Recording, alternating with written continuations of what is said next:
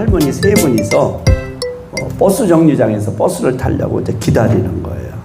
서로 신세 타령하는 거죠. 늙고 이제 건망증이 자꾸 생기니까. 첫 번째 할머니가 아유, 나 요즘에 계단을 올라가는데 너무 힘들어서 중간에 쉬어 한 번은. 근데 쉬다가 보면 내가 올라가다가 쉬는 건지 내려가다 쉬는 건지 그게 헷갈려. 건망증 때문에 할머니 아버지 그렇게 얘기를 하시는 거예요. 그러니까 옆에 있는 할머니가 아휴 그 정도면 다행이지. 나는 있잖아. 침대에서 앉아있다 보면은 내가 누우려고 앉은 건지 자다가 일어나 앉은 건지 당최 모르겠어. 침대에 앉았다가 생각을 해보니까 그 생각이 드니까 세 번째 할머니가 가만히 얘기를 듣다가 할머니가 웃으면서 하는 말이 이런 멍청한 할머니 그러면서 한 말이 하더래. 근데 우리 시방 버스에서 내린 게요 타려고 기다리는 게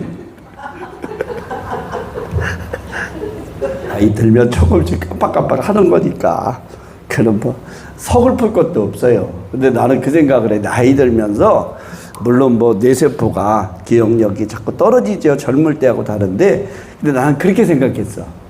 뭐냐면 하나님이 나이 들수록 빨리 잊을 건 잊으라고.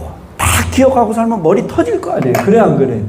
어떨 때는 빨리 잊어버리는 게 좋잖아요. 그거 안 잊혀져가지고 막 잠도 오지도 않고 자꾸 생각나면 속상하고 그렇죠? 그래서 좋은 쪽을 생각하는 거예요. 아니, 하나님 빨리 잊으라니까. 응? 생각 안 나는 것도 좋은 거지. 근데 우리는 좋은 거는 잘 잊어버려, 진짜. 고마운 거 잘 잊어버려. 그래서 저도 가슴에다 늘 새기는 말이 있어요. 은혜는 어디다 새기고? 돌에다 새기고. 왼손은? 물에다 새기라는 옛날 말의 속담이에요. 그 좋은 말이에요.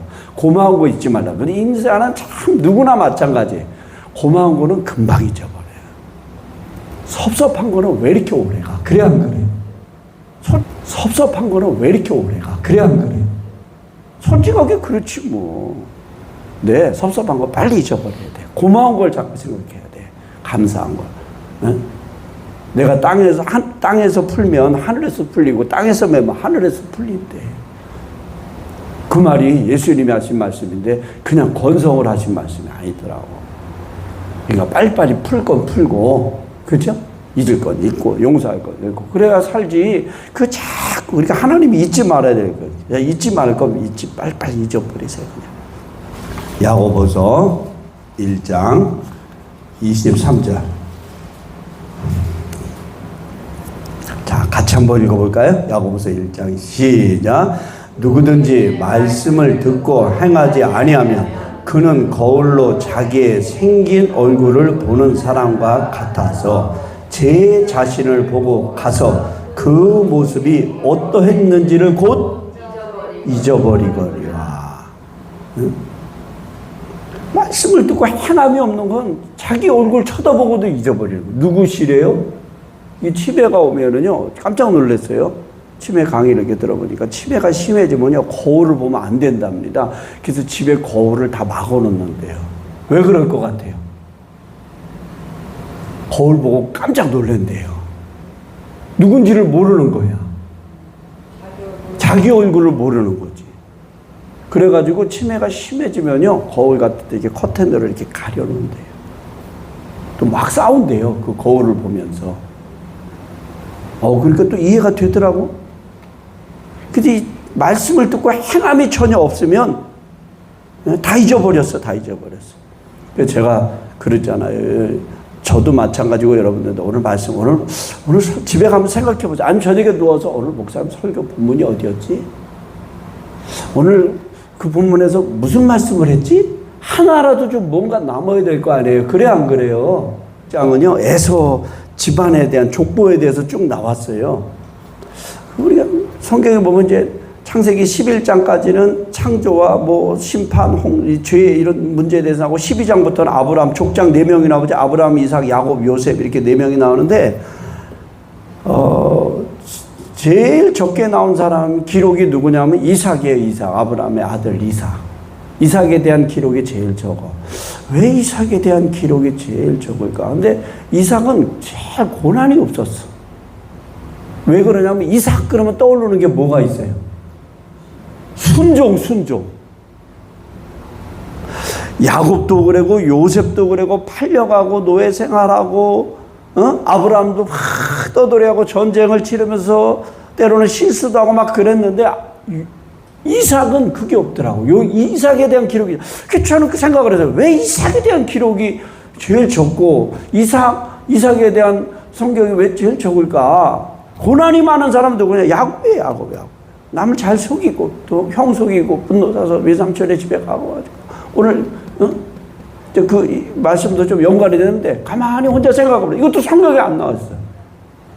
가만히 생각해보니까 이삭이 순탄한 인생을 살았어. 물론 아브라함이 그 아들 모리아산에 가서 이삭을 제물로 바치려 할 때 하나님 말씀 거기도 순종해 갔잖아. 그 이삭의 인생을 보니까 별 고난이 없어. 가만히 이거 내가 깨달은 거예요. 하나님 말씀에 순종하고 살면 고난도 적겠구나. 응? 이건 제가 깨달은 거예요. 그냥 성경을 보다가. 그래 인생이 뭐 특별히 고난이 있어야 할 얘기가 많은데 이삭은 그렇게 할 얘기가 없는 거예요. 고난 많은 사람은요 할 얘기 진짜 많아. 내가 어쩔 때 그래 안 그래요? 근데 이삭은 그렇게 기록이 적어. 가만히 생각해보니까 순종하니까 하나님 말씀대로 순종하고 살으니까 그래도 비교적 하나님 말씀대로 살려고 하니까 아버지한테도 순종하고 그러니까 인상이 순탄하니까 성경에 사건과 사고가 많아야 기록이 많은데 이삭이 작구나 그런 생각을 했어요. 참 우리가 순탄하게 살려면 순종적인 하나님 말씀 안에서 믿음으로 사는 사람 그런 사람이 순종해요. 자 오늘 여기 에서가 나오죠. 에서 하면은 이제 제일 먼저 생각나는 게 쌍둥이 동생. 쌍둥이로 태어나가지고 동생한테 장자권 팔았다. 그래서 우리가 에서 그럼 뭔 생각이 나냐? 실패한 사람, 영적인 복을 발로 찬 사람, 장자의 명분을 우습게 여기고. 근데 오늘 성경을 잘 보시면 에서가 실패했나 성공했나 보세요. 세상적인 눈으로 보면. 어디 보냐면 6절 중반부터 보세요. 자기의 모든 짐승 자기의 가나안 땅에서 모은 모든 재물을 끌고 그의 동생 야곱을 떠나 다른 곳으로 갔으니 두 사람의 소유가 풍부하여 함께 거주할 수 없어요. 에서가 가난해요 부자예요? 부자죠. 거부됐죠. 오늘 읽지 않았지만은 9절부터 에돔 족속 에서의 족보가 쭉 나와요. 아내도 많이도 얻었어요. 첩도 얻고. 근데 에서의 자손이 15절부터 다 족장이야. 거기 막 족장들이 막 나오죠. 왕이 세워졌는데 31절부터 보면 에돔 땅을 다스리는 왕들이 또 나오는데 에서의 후손에서 왕들이 그때는 국가라는 게 없었으니까 그러니까 세상적으로 보면 에서의 후손들이 실패했어요 성공했어요? 솔직하게 성공했지. 이런 사람 부자 됐고 사회적으로 지도자가 다 됐고 족장들이 얼마나 많이 나왔는지 다 읽어봐요. 15절부터 보면 대만 족장, 오말 족장, 스보스 족장 다 족장들이야. 지도자들이 됐고 왕도 나오고요. 31절부터 쭉 보면요. 왕이 되었다. 34절 요압이 죽고 대만족 속에 땅의 후삼이 그를 대신하여 왕이 되고 다 에서의 후손이에요. 왕이 되었다. 오, 이 정도면 성공한 인생이지 뭐. 잘 됐지. 근데 자 보세요. 에서의 족보를 세상적인 기준으로 보면 다 성공했어요. 근데 왜 오늘 이렇게 에서의 집안이 성공하고 세상적으로 부자로 되고 사회 지도자가 됐는데 그럼 영적인 복을 받았느냐? 자, 우리가 이제 몇 가지 여기서 오늘 말씀을 좀 볼 거예요. 세상적인 풍요가 곧 영적인 복은 아니라는 거예요. 자, 다시 말씀드려요. 오늘 36개 에서의 후손들은 돈도 벌고 지도자가 되고 사회적으로 성공하고 유명한 사람이 됐어. 근데 하나님이 보시기에 반드시 그것은 복이 아니다. 제가 돈 가난하다고 복받은 적은 복받았다고 얘기는 아니에요. 가난해서 복받은 건 아니야. 뭐 그럼 출세 안 한 사람이 잘했느냐 그 얘기하는 게 아니라 복은 누가 주시느냐? 하나님이 주시는 복이 진짜 복이고 하나님을 떠난 복은 복이 아니야.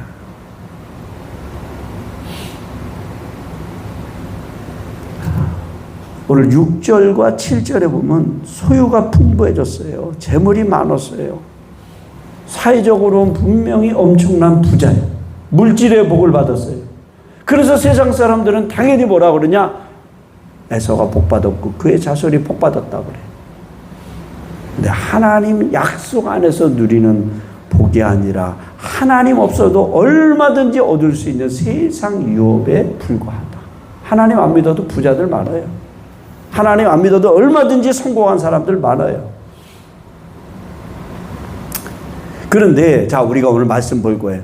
물질의 풍요 때문에 에서는 영적인 눈이 어두워지고 결국은 하나님을 떠난 인생을 삶을 살아.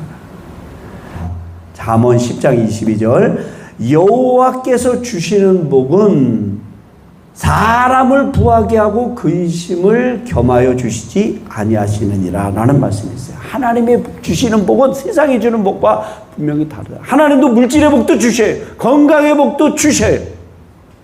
근데 하나님이 주시는 복은 사람을 부하게도 하셔. 근데 근심을 겸하여 주시지 아니한다.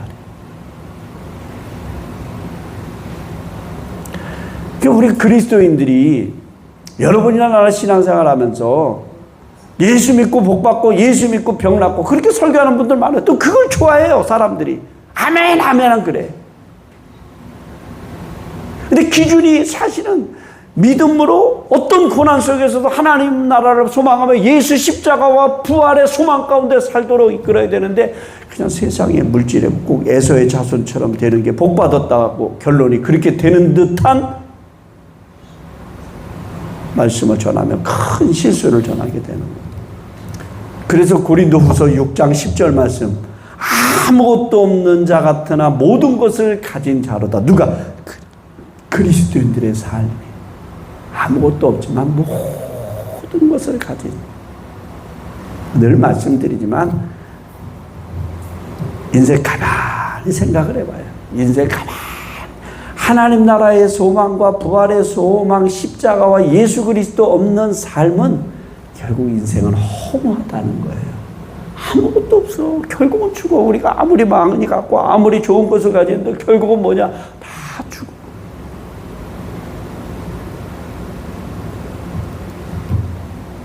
우리가 물질의 부자도 중요하고 세상의 성공도 중요하지만 사실은 예수 믿는 사람들은 영적인 부자, 마음의 부자.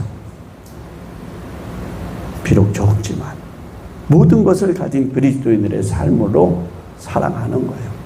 오늘 에서는요, 세상적으로 보면 성공해서 그 자손들이 다 출세하고 누가 봐도 복받은 사람. 그런데 성경은 그렇게 말씀하지 않아요. 두 번째로 우리가 이 말씀 중에서 볼 것은 에서는요, 눈앞의 이익을 위해서 약속의 땅, 가나안 땅을 너무 쉽게 떠나요. 8절, 이에 에서 곧 에돔이 세일산에 거주하니라. 이 세일산, 성경에 가끔씩 등장하죠. 세일산으로 들어가요. 그럼 야곱은 어떻게 했느냐? 37장 1절 한번 보세요. 37장 야곱은 시작. 야곱이 가나안 땅 곧 그의 아버지가 거류하던 땅에 거주하였습니다. 야곱은 어디에 살아요? 가나안 땅에. 에서는 세일산에 거주하잖아. 세일산은 어떤 땅이에요? 풍요로운 땅이에요. 그 당시에 네? 살기 좋고 목축하기 좋고 풍요로운 땅이 이 세일산이에요. 그 세상적인 눈으로 보면 그거 분명히 성공했어.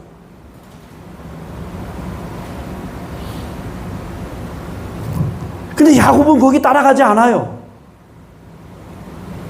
아브라함에게 말씀하신 하나님의 말씀을 믿었고 그 아버지, 그 아들 이삭에게 주신 하나님 말씀 믿었고 그리고 자기에게도 하나님이 주신 약속의 말씀을 믿고 에서를 따라서 형을 따라서 가자고 그렇게 권했는데도 거기 안 가. 어디에 남았냐? 가나안 땅에 거주하였다. 할렐루야. 이 영적인 의미에서 가나안 땅은 굉장히 중요한 거야. 하나님의 백성이 거주하는 땅이야. 하나님의 백성이 순종하는 땅이 되는 거야.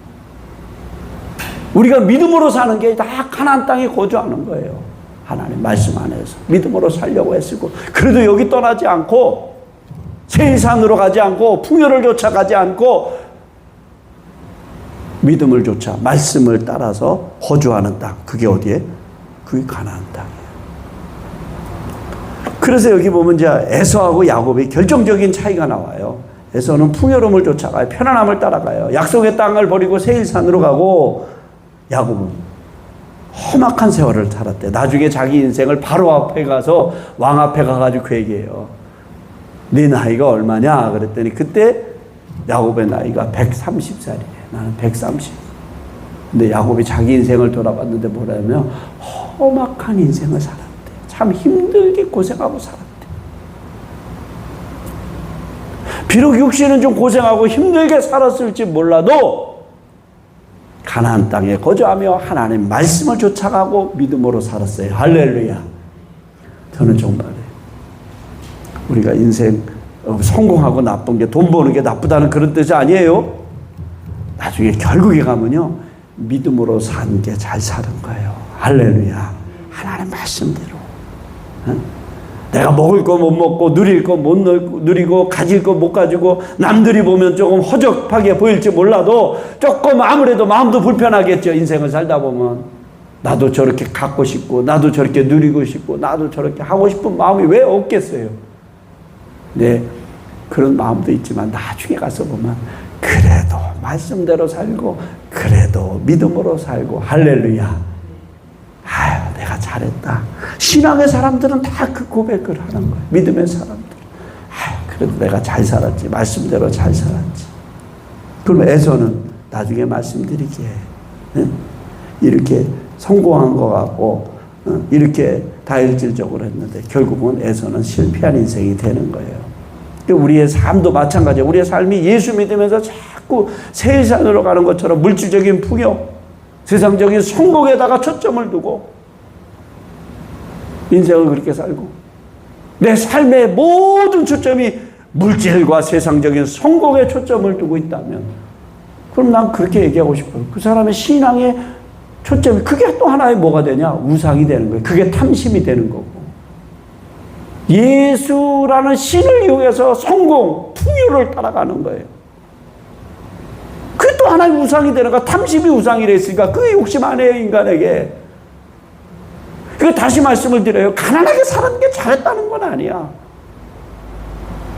부자가 되는 게 나쁘다는 얘기도 아니고 성공한 게 잘못됐다는 얘기도 아니에요. 중요한 건 뭐냐? 믿음을 쫓아 하나님이 주시는 복으로. 할렐루야. 그래서 아까 잠언서 10장 22절 말씀했잖아요. 여호와께서 주시는 복은 사람을 부하게 한다. 근심을 겸하여 주시지 아니하시느니라. 하나님이 다. 야곱을 보면은요, 물론 야곱의 기질이 있어요. 이렇게 남을 좀 속이고, 그 인간이 살다 보면 아브라함의 성격도 좀 다르고 그 아들 이삭도 좀 다르고 다 다르잖아, 성격이. 근데 하나님이 그런 연단을 통해서 다듬어 가시는 거예요, 훈련을 통해서.